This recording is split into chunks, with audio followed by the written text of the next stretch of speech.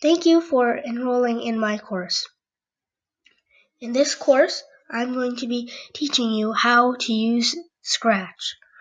To begin, navigate to the address scratch.mit.edu. Once you reach there, you will reach the site of our program.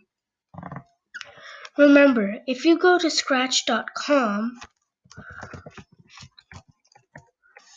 or scratch.org, it goes to a different site, which is not the site we want. Remember to go to scratch.mit.edu.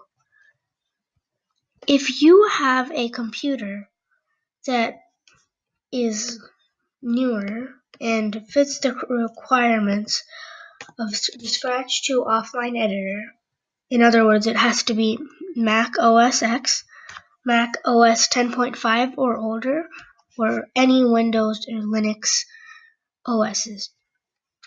If your computer can download Scratch Offline Editor, download it right now. You can use the Scratch Offline Editor for this course. If your computer does not work, click on Scratch 1.4. You can download the Scratch 1.4 version of Scratch. I wouldn't recommend doing this because the Scratch 1.4 editor does not include all the blocks that are used in Scratch 2, and you won't be able to follow that well. If you don't have a computer that fits the Scratch 2.0 requirements, go to the Scratch website, create an account by clicking Join Scratch, and click the button Create. Once you click the button Create, it will take you to the online version of Scratch 2.0. In this course, we are going to be using the Scratch 2.0 offline editor. I have both versions of Scratch pinned to the start bar for me. This is the older version of Scratch. The graphics are worse and there aren't as many blocks.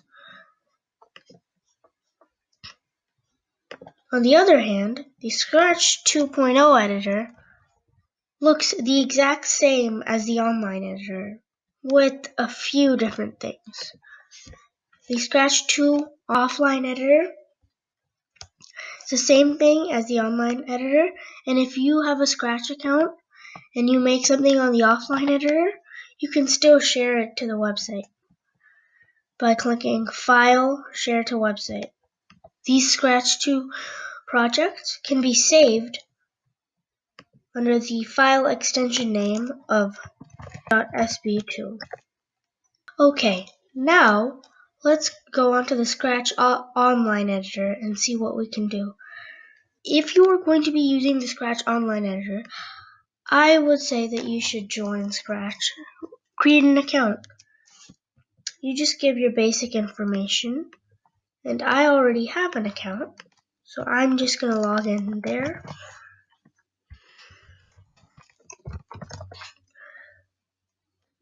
Now I can click create my project. I'm just going to put a bunch of random things here. And then when I'm done, I can click save.